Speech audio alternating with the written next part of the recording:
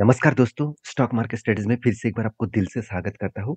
तो आज मैं कुछ मल्टीबैगर स्टॉक के बारे में चर्चा करूँगा। अभी मल्टीबैगर कंपनीज़ को सबसे पहले एक क्वेश्चन आ जाता है कि मल्टीबैगर कंपनी ढूँढे कैसे?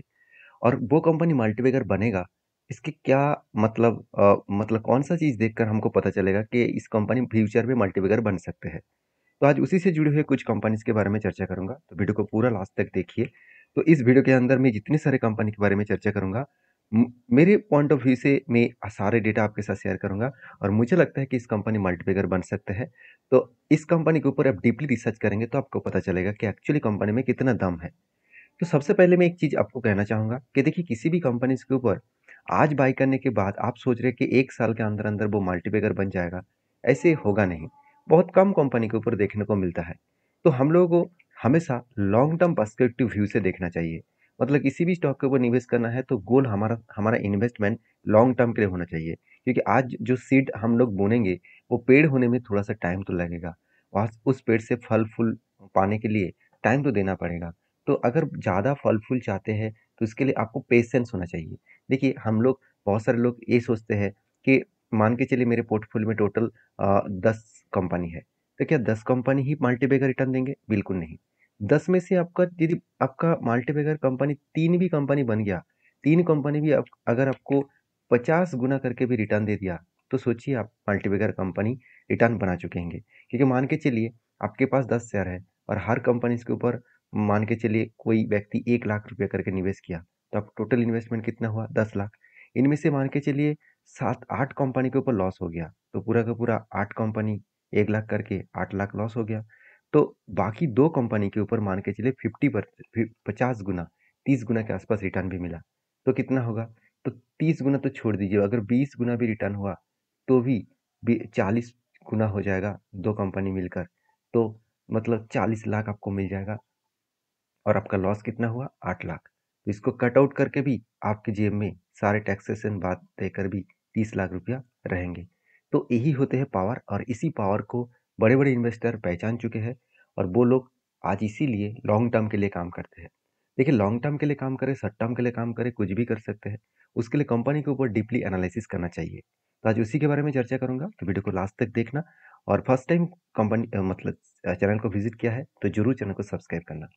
तो फर्स्ट जो कंपनी के बारे में चर्चा करूँगा, ध्यान से इस कंपनी का नाम देखना। उसका नाम है जेनसॉल कंपनी। तो जेनसॉल बेसिकली जेनसॉल इंजीनियरिंग लिमिटेड, इस कंपनी के सबसे पहले बिज़नेस को आपको समझना पड़ेगा। हम लोग सोचते हैं कंपनी सोलर प्रोजेक्ट के ऊपर ही ज़्यादा से ज़्यादा काम करते हैं, ऐसे बिल्कुल नहीं। कंपनी का अलग-अलग कैटेगरीज़ के बिज़नेस है। अब इस बिज़नेस को सबसे पहले समझिए।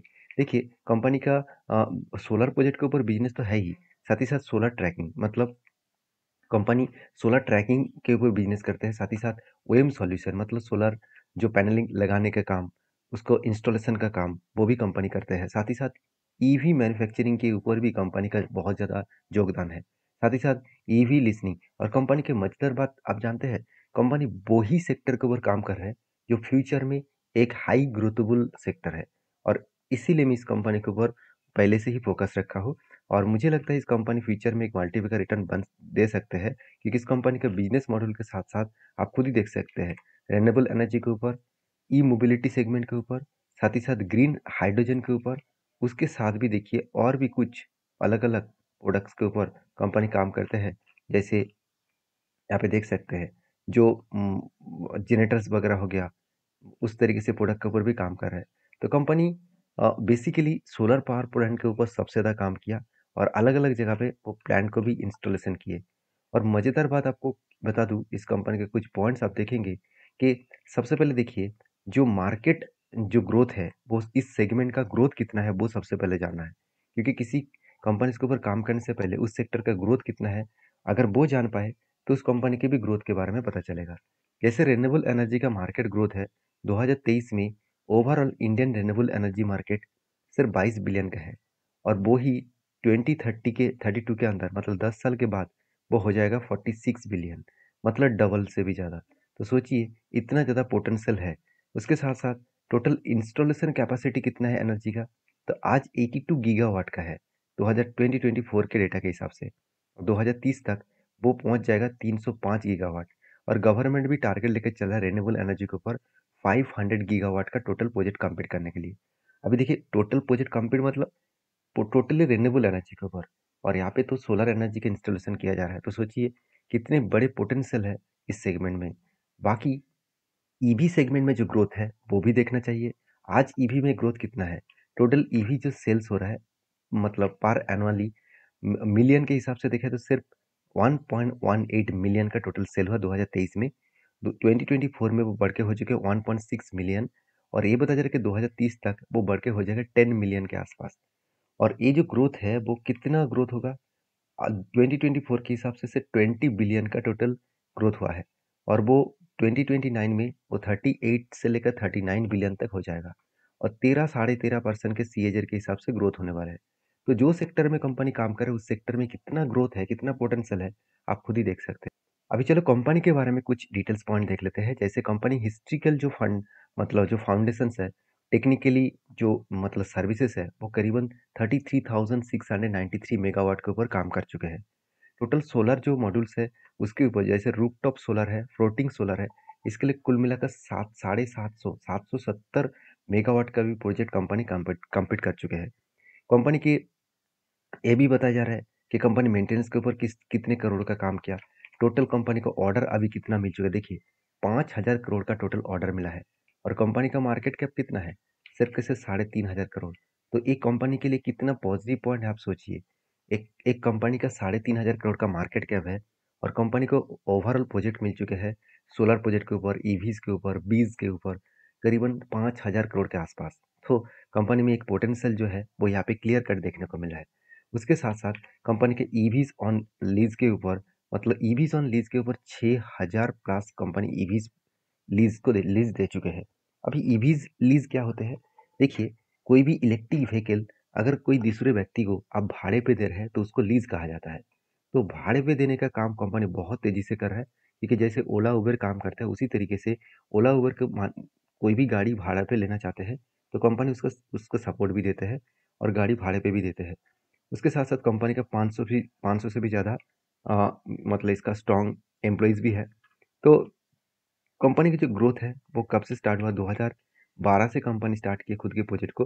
उसके बाद 2017 में सोलर ईपीएस के ऊपर कंपनी स्टार्ट किया बिजनेस। 2019 में कुछ on on the path transmission के ऊपर कंपनी ईवीज के ऊपर काम करना स्टार्ट किए, और इसी तरीके से नेक्स्ट लेवल तक कंपनी आज पहुंच चुके हैं। तो मुझे जो स्ट्रॉन्ग ग्रोथ दिखा इस कंपनी के ऊपर वो है इसका क्लाइंट बेस। दूसरी बात कंपनी का ऑल ओवर इंडिया में प्रेजेंस। देखिए कंपनी ऑल ओवर इंडिया में अलग अलग जगह पे खुद के प्रेजेंस बना चुके हैं। सिर्फ आपको कुछ मतलब कुछ कम जगह पे आपको इसका प्रेजेंस देखने को मिलेगा। जैसे ओडिशा में उतना ज़्यादा अभी तक कंपनी काम नहीं किया। बाकी जो मतलब वेस्ट में जो इतने सारे जगह है वो जगह पे कंपनी उतना पहुंच नहीं पाए।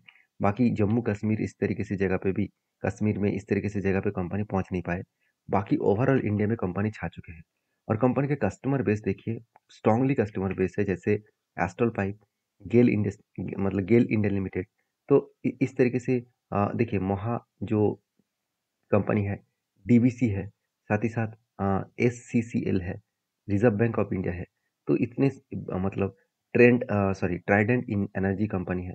तो इस तरीके से अलग अलग कंपनीज, एसआरएफ भी है, साथ ही साथ हिटाची भी है, हिंदाल्को है, तो GAAR है, एलएनटी है। तो इतने बड़े से बड़े प्लेयर इसका कस्टमर है। जो कस्टमर बेस मुझे बहुत स्ट्रांग लगा। अभी इस कंपनी के ऊपर और एक पॉइंट्स मैं आपके साथ शेयर करूंगा जो मुझे बहुत स्ट्रांग लगा। वो है कंपनी ईवी जो लीजिंग सेगमेंट है उनमें से कौन सा ईवीज को वो लीज में देते हैं। देखिए हर कैटेगरीज के ईवीज प्रोडक्ट को वो लीज में देते हैं। जैसे 4 व्हीलर पैसेंजर एंड कार्गो, साथ ही साथ 2 व्हीलर्स भी लीज में देते हैं, लाइट कमर्शियल व्हीकल्स भी देते हैं, साथ ही साथ 3 व्हीलर्स आप देख सकते हैं कार्गो, उसके साथ हेवी कमर्शियल व्हीकल्स भी एंड बसेस। हर कैटेगरीज के कंपनी जो ईवीज गाड़ियाँ है उसको लीज में देते हैं। तो ये कंपनी की एक स्ट्रेंथ है, उस स्ट्रेंथ के अकॉर्डिंग कंपनी आगे बढ़ रहा है। अभी चलो कंपनी के फाइनेंशियल डिटेल्स देख लेते हैं कि सही में कितना दम है। अगर फाइनेंशियल डिटेल्स देखेंगे तो आप चौंक जाओगे। कंपनी के साल भर की जो रेवेन्यूज है वो लगातार बढ़ते चले गए। 2019 में सिर्फ 85 करोड़ करोड़ के आसपास कंपनी का सेल्स था। उस बार कोविड के बाद थोड़ा सा कम हुआ। उसके बाद कंपनी धीरे धीरे करके एक हाई लेवल में ग्रोथ पहुंच चुके हैं, जो आज कंपनी के करीबन करीबन 400 करोड़ के आसपास सेल्स देखने को मिला। उसी तरीके से अगर मैं कंपनी के प्रॉफिट के बारे में बात करूं तो यहाँ पे भी देख सकते हैं 6 करोड़ से करीबन 25 करोड़ के आसपास कंपनी से लास्ट 5 ईयर्स में जर्नी कर चुके हैं। तो कंपनी की जो ग्रोथ है, बहुत स्ट्रांगली ग्रोथ हो रहा है। शायद इसीलिए मुझे लगता है कंपनी अच्छा खासा यहाँ पे जर्नी कर सकते हैं। अभी कंपनी के वैल्यूएशन के बारे में चर्चा करूँ, कंपनी के देखिए एक टाइम पी रेशियो चला गया था अराउंड 500 के ऊपर। तो आज कंपनी का पी रेशियो वही लेवल में है, एकदम देखा जाए तो सस्ते के आसपास है, क्योंकि कंपनी के एवरेज पी रेशियो खुद के पी रेशियो के हिसाब से सस्ता ही देखने को मिला। कंपनी के एक इम्पोर्टेंस पॉइंट मैं यहाँ पे भी शेयर करूंगा। ऐसे कंपनी का सेल्स का ग्रोथ एंड प्रॉफिट का ग्रोथ बहुत स्ट्रांग है, बहुत स्ट्रांग। लास्ट 12 मंथ में कंपनी अच्छा खासा ग्रोथ किया, शायद इसीलिए कंपनी अच्छा खासा रिटर्न भी दिया। और इंस्टीट्यूशन भी देखिए धीरे धीरे करके म्यूचुअल फंड और एफएसडीएस सारे इंस्टीट्यूशन धीरे धीरे करके क्वांटिटी को ऐड कर रहा है। वो बाल बेचने के लिए तैयार नहीं है। हाँ, एफडीएस के पास होल्डिंग नहीं है, मगर बाकी एफएस के पास कुछ कुछ क्वांटिटी यहाँ पे देखने को मिला है। बाकी प्रोमोटर और पब्लिक के पास ही पूरा का पूरा होल्डिंग्स है। तो ओवरऑल इस कंपनी के मैं टेक्निकली चार्ट पैटर्न्स के बारे में बात करूँ तो कंपनी जब लिस्टिंग हुआ था तब एक्चुअली टाइम ऑफ पीरियड था 2023, और वो भी जुलाई जुलाई मंथ में। तो जुलाई मंथ में कंपनी लिस्टिंग हुआ था। जब से लिस्टिंग हुआ तब से लेकर कंपनी जो मतलब टारगेट दिया, ओवरऑल जो टारगेट है मतलब टॉप लेवल तक 200% का रिटर्न दे चुके थे। अभी टॉप लेवल से मैं करंट लेवल तक देखूँ, जब मैं वीडियो बना रहा हूँ तब 30% का क्रैश हो चुके हैं। शायद आप जब वीडियो देखेंगे और भी चेंज हो सकते हैं। तो मुझे लगता है एक अच्छी कंपनी डिस्काउंट प्राइस में मिल रहा है, तो इस कंपनी के ऊपर आप स्टडी करिए। देखिए, मेरे कहने का मतलब है आप मेरे वीडियो देखकर ब्लाइंडली किसी भी कंपनी को बाय सेल मत कर लीजिए। आप एक बार स्टडी करके काम करिए। तो वीडियो कैसा लग रहा है जरूर कमेंट्स करके बताना, और एक लाइक भी कर देना। नेक्स्ट जो कंपनी है जिसके बारे में बात करूँ उसका नाम है सिरका paints. One of my favourite company है। मैं इसीलिए बता रहा हूँ, क्यों, मैं अभी आपको प्रूव करके भी दिखाऊंगा। क्योंकि पेंट सेक्टर का हालत बहुत खराब है, फिर भी सिरका पेंट बहुत तेजी से खुद के ग्रोथ को मेंटेन कर रहा है। और सिरका पेंट मुझे सबसे बेस्ट पॉइंट लगा, ये एक इटली बेसिस कंपनी है। क्योंकि अबाउट सिरका पेंट्स एसपीए इटली बेसिस एक कंपनी है। तो कंपनी बिजनेस स्टार्ट किया इटली में, उसके बाद कंपनी इंडिया में भी खुद के बिजनेस को कंटिन्यू किया। और सिर्फ इंडिया में नहीं, नेपाल में है, बांग्लादेश में है, श्रीलंका में है। तो अलग अलग जगह पे भी कंपनी खुद के प्रोडक्ट को एक्सपोर्ट भी करते हैं, बिजनेस को फैला के भी रखे हैं। ओवरऑल 85 कंट्रीज को प्रोडक्ट को सेल करते हैं। 750 से भी ज़्यादा इसके एम्प्लॉयज़ है, और 4 अलग अलग प्लांट्स है जहाँ पे कंपनी प्रोडक्शन करते हैं। और टर्नओवर जो है 180, जो मतलब देखा जाए तो यूरोज है, वो 180 मिलियन यूरोज के आसपास पहुंच चुके हैं। क्योंकि एक इटली कंपनी है, तो इस बेसिस में कंपनी आगे बढ़ रहा है। तो सिरका सिरका पेंट जो है वो बहुत सारे कंपनीज के साथ डील किया है। जैसे रिसेंट एक डील देखने को मिला सिरका पेंट के साथ, आप देख सकते हैं, ऑइकोस के साथ। तो सिरका पेंट के साथ ऑइकोस के साथ एक बिग डील हुआ है। एक देखिए एमओयू साइन किया गया है। एमओयू का मतलब होता है मेमोरेंडम ऑफ अंडरस्टैंडिंग। तो कंपनी इस तरीके से अलग अलग प्रोजेक्ट के साथ अलग अलग कंपनी के साथ डील करके अच्छा खासा काम कर रहा है। अभी कंपनी के स्ट्रेंथ के बारे में बात करूँ तो आप देख सकते हैं, कंपनी ऑब्वियसली एक हाई लेवल का कंपनी है, क्योंकि इसका 750 से भी ज़्यादा इसका टोटल ओवरऑल क्लाइंट्स है। और कंपनी के देखिए टोटल डिस्ट्रीब्यूशन नेटवर्क है 2400 से भी ज़्यादा। और कंपनी बेसिकली डेकोरेटिव पेंट्स के ऊपर जाना जाता है। तो company domestically and international level में काम करते हैं। ओवरऑल कंपनी 11 ब्रांचेस है, और साथ ही साथ कंपनी सिरका जो स्टूडियोज है 27 के आसपास देखने को मिला। मैन्युफैक्चरिंग अलग अलग 2 जगह पे फैक्ट्रीज है, और वो भी कंपनी का अलग अलग क्लाइंट्स बेसिस देखने को मिला है। अभी कंपनी के कुछ प्रोडक्ट्स के बारे में आप देख सकते हैं। कंपनी कुछ इस तरीके से जो प्रीमियम लेवल का एक देख सकते हैं, इटालियन जो वुड कोटिंग्स है उस प्रोडक्ट को बनाते हैं। Metal coatings and glass coatings, मतलब ग्लास में जो कलर यूज़ किया जाता है, मेटल में जो कलर यूज़ किया जाता है, एंड जो वुड्स में जो कलर यूज़ किया जाता है, उसी प्रोडक्ट को कंपनी बनाते हैं। तो आप कहेंगे सर इस सेक्टर में बहुत सारे तो लेटेस्ट लेटेस्ट प्लेयर है, बजाज सॉरी एशियन पेंट है, बर्जर पेंट है, नैरोलैक है। तो इतने सारे कंपनी होने के बाद और भी बहुत सारे कंपनी मार्केट में आ रहा है। क्या सिरका पेंट खुद के स्टेबल कर पाएंगे? अभी मैं आपको दिखाऊंगा कितना स्ट्रेंथ इस कंपनी के ऊपर है। बाकी आप किस कंपनी के ईयरली ग्रोथ देख लीजिए। अगर मैं सेल्स का ग्रोथ देखूँ तो कंटिन्यूसली इसका सेल्स बढ़ते चले गए, हाई लेवल का सेल्स ग्रोथ होता देखने को मिले। उसी तरीके से सॉरी, आपको यहाँ ईयर ऑफ ईयर बेसिस दिखाना है। देखिए ईयर ऑफ ईयर बेसिस में कंपनी किस तरीके से ग्रोथ कर रहा है। 2020 में सिर्फ 140 करोड़ का टोटल सेल्स था, आज वो बढ़ के 318 करोड़ हो चुके हैं। मतलब सेल्स में कभी भी किसी भी साल में कमियां देखने को नहीं मिला। अगर मैं प्रॉफिट के बारे में बात करूँ, देखिए प्रॉफिट भी देखिए 25 करोड़ से 50 करोड़ बन चुके हैं लास्ट 5 ईयर में। तो आप कहेंगे ये क्या और ग्रोथ है? कुछ भी नहीं है। चलो मैं कुछ प्रूफ आपको दिखा देता हूँ। जैसे कंपनी का मार्केट कैप कितना है? सिर्फ 1700 करोड़। एक स्मॉल कैप, एक छोटा सा कंपनी है, फिर भी देखिए इसका स्ट्रेंथ देखिए। अगर मैं पेयर ग्रुप से बात करूं तो आप यहाँ पे देख सकते हैं जो पेंट इंडस्ट्रीज है। अगर पेंट इंडस्ट्रीज के बाकी कंपनीज के बारे में बात करूं, जैसे आपको मैं एक एग्जाम्पल के माध्यम से समझाता हूँ। मैं अगर आपको एशियन पेंट के बारे में चर्चा करूँ तो आप खुद ही यहाँ पे देख सकेंगे कि इस सेक्टर में बाकी सारे कंपनीज का हालत देखिए, बुरी तरीके से हालत है। कंटिन्यूसली कंपनी का प्रॉफिट एंड सेल्स डाउन हुआ है। उस जगह पे भी सिरका पेंट किस तरीके से खुद को रिप्रेजेंट किया, आप यहाँ पे देख सकते हैं। कंपनी का सेल्स पॉजिटिव है। हाँ, प्रॉफिट में थोड़ा सा करेक्शन हुआ, कोई बात नहीं, कंपनी उसको रिकवरी भी कर लेंगे, क्योंकि अभी पूरा का पूरा पेंट सेक्टर में डाउन ट्रेंड चल रहा है। तो यही एक अपॉर्चुनिटी है, जिस अपॉर्चुनिटी को हम लोगों को गंवाना नहीं चाहिए। अभी देखिए एज ए इन्वेस्टर के हिसाब से बात करूँ तो इस कंपनी के ऊपर देखिए ट्रस्ट एफ ने कुछ भी नहीं किया था 2022 तक, और आज देखिए कंपनी के ऊपर 5% होल्डिंग एफ के पास है। तब कहेंगे सर डीएस के पास तो होल्डिंग नहीं है।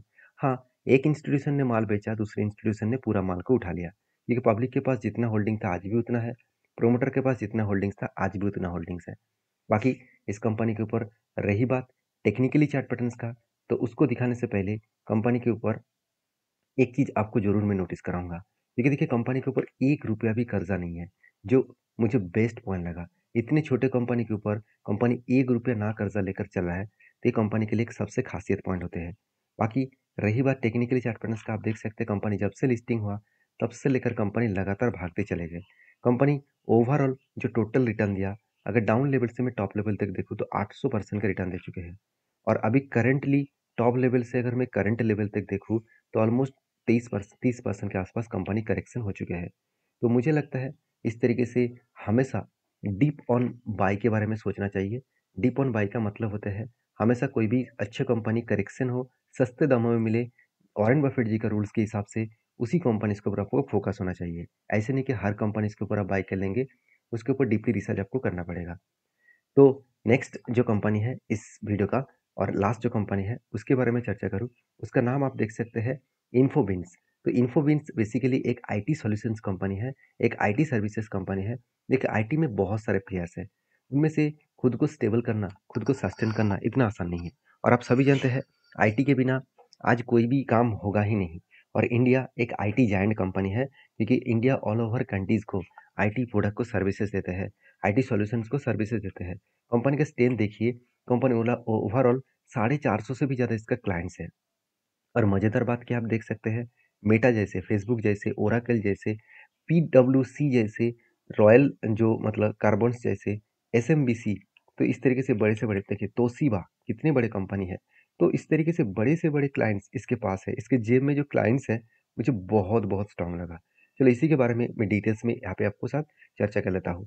सबसे पहले कंपनी के स्ट्रेंथ के बारे में बात करूँ, कंपनी स्टार्ट हुआ था 2000 में, 14 ईयर्स का एक्सपीरियंस हो चुके हैं। और एक्चुअली 14 ईयर्स का एक्टिव ग्रोथ है, एक्चुअली कंपनी के एक्सपीरियंस हो चुके हैं 24 ईयर्स। और साथ ही साथ कंपनी के टोटल टीम मेंबर्स है 15 से भी ज़्यादा, 29 लार्ज इसका मतलब एंटरप्राइजेस क्लाइंट्स है। मैं पहले आपको दिखा चुका हूँ वो एंटरप्राइज क्लाइंट्स कौन सा है। अभी देखिए फाइनेंशियल जो डिटेल्स है, रेवेन्यूज धीरे धीरे करके ग्रोथ हो रहा है, ईबिटा मार्जिन ठीक है, पेट मार्जिन भी पॉजिटिव है। बाकी देखिए कंपनी का सीएजीआर का जो 5 साल में ग्रोथ है वो 26% के आसपास ग्रोथ हो रहा है, वो एक अच्छा खासा माना जाता है। और इसका जो पार्टनरशिप है, माइक्रोसॉफ्ट इसका पार्टनरशिप है, और भी देखिए सबसे बड़े बड़े कंपनीज इसका पार्टनरशिप में देखने को मिल जाएगा। अभी कंपनी किस आईटी के ऊपर काम करते हैं वो देख सकते हैं, enterprises software and engineering for web and mobile cloud basis के कंपनी के ऊपर काम करते हैं। ऐप जो मॉडर्नाइजेशन है तो उसके ऊपर कंपनी काम करते हैं। साथ ही साथ कंपनी कुछ रिपेड जो मतलब पाइथनिंग है, तो मतलब प्रोग्रामिंग लैंग्वेज एंड डिजाइन के ऊपर कंपनी काम करते हैं। साथ ही साथ आर्टिफिशियल इंटेलिजेंस के ऊपर कंपनी काम करते हैं, जैसे चैट जीपीटी हो गया, जैसे जिमिनी हो गया। तो हम लोग जो चैट जीपीटी जिमिनी यूज़ करते हैं, एआई टूल्स का जो यूज़ करते हैं ओपन एआई के ऊपर, वो इसी कंपनी के ऊपर भी मतलब इस कंपनी भी उस प्रोजेक्ट के ऊपर काम किया है। तो बाकी कंपनी कुछ सॉफ्टवेयर्स वगैरह इस तरीके से प्रोडक्ट के ऊपर काम करते हैं। जो आईटी के ऊपर आईटी सेक्टर के ऊपर काम करते हैं उसको पता हो, उसके ज़्यादा से ज़्यादा इस डिटेल को उसको पता होगा। तो मुझे चाहिए इस कंपनी का स्ट्रेंथ कितना अच्छा है वो देखना। देखिए मैं इस कंपनी के स्ट्रेंथ के बारे में बात करूँ तो आप यहाँ पे इस कंपनी के स्ट्रेंथ के बारे में चर्चा करो। देखिए कंपनी के साल भर के जो रेवेन्यूज है वो हर साल बढ़ते चले जा रहे हैं। 165 से 385 तक पहुंच चुके हैं। प्रॉफिट ग्रोथ के बारे में बात करूँ, देखिए प्रॉफिट में थोड़ा सा चेंजेस आया। अब इस चेंजेस क्यों हुआ, क्योंकि मैं पहले ही बता दूं कि लास्ट 2 ईयर्स में इस तरीके से चेंजेस होने के पीछे यूएस कारण है। उसके साथ साथ मतलब देखा जाए तो यूरोप कंट्रीज भी इसका मेन कारण है, क्योंकि कंपनी ज़्यादा से ज़्यादा यूरोप एंड यूएस क्लाइंट्स के ऊपर काम करते हैं। और जहाँ पे लास्ट 2 ईयर्स में बहुत सारे रिसेशन और बहुत सारे नेगेटिविटी भी के चलते हुए ग्लोबली मार्केट के ऊपर प्रेशर है, और कम कंट्रीज के ऊपर भी ग्रोथ कम हो गया। क्योंकि आप खुद ही जानते हैं, एप्पल, गूगल, मेटा, ये सारे कंपनीज क्या कर रहे हैं, खुद के एम्प्लॉयज़ को बाहर के रास्ता दिखा रहे हैं, मतलब एम्प्लॉय को जॉब से बाहर कर रहे हैं। तो सोचिए, इस कंट्री में खुद जॉब से बाहर कर रहे हैं, तो उस कंट्री में काम करना इतना आसान होगा क्या? उस कंट्री में अभी प्रॉफिट करना इतना आसान होगा क्या? बिल्कुल नहीं। तो फिर भी कंपनी की स्ट्रेंथ है, आज नहीं तो कल वो उसकी रिकवरी जरूर कर पाएंगे। अभी चलो इस कंपनी की स्ट्रेंथ के बारे में बात करूँ और भी, तो कंपनी के जो मतलब इन्वेस्टर है वो देखेंगे, प्रोमोटर के बाद एफएसडीएस के पास छोटे मोटे इन्वेस्टर है। क्यों? क्योंकि कंपनी का मार्केट कैप देख लीजिए, सिर्फ 1100 करोड़। तो तीनों के तीनों ही स्मॉल कैप टाइप कंपनी है। और इस कंपनी के ऊपर मैं एक बार टेक्निकली चार्ट पैटर्न के आपके साथ शेयर करूँ, तो कंपनी जब स्टार्ट हुआ था तब इसका प्राइस था अराउंड 40-50 रुपीज़ के आसपास। तब से लेकर कंपनी एक अच्छा खासा जर्नी किया। ओवरऑल इसका जर्नी पीरियड देखूँ तो कंपनी 1500% का रिटर्न दे दिया। अगर कंपनी के करंट लेवल तक देखूँ तो ओवरऑल कंपनी 50-60% गिर गया था। अभी कंपनी रिकवरी भी कर रहा है। तो ये तीनों कंपनी के ऊपर एक मुझे अपॉर्चुनिटी देखने को मिला, तो मैं इस तीनों कंपनी के ऊपर फोकस रखूंगा। आपके क्या व्यू है, जरूर मुझे कमेंट्स करके बता सकते हैं। अगर इस तरीके से डीपली वीडियो चाहिए, कौन सा कंपनी के ऊपर वीडियो चाहिए, तो मुझे जरूर कमेंट्स करके बता सकते हैं। मिलते हैं नेक्स्ट वीडियो में, तब तक के लिए धन्यवाद।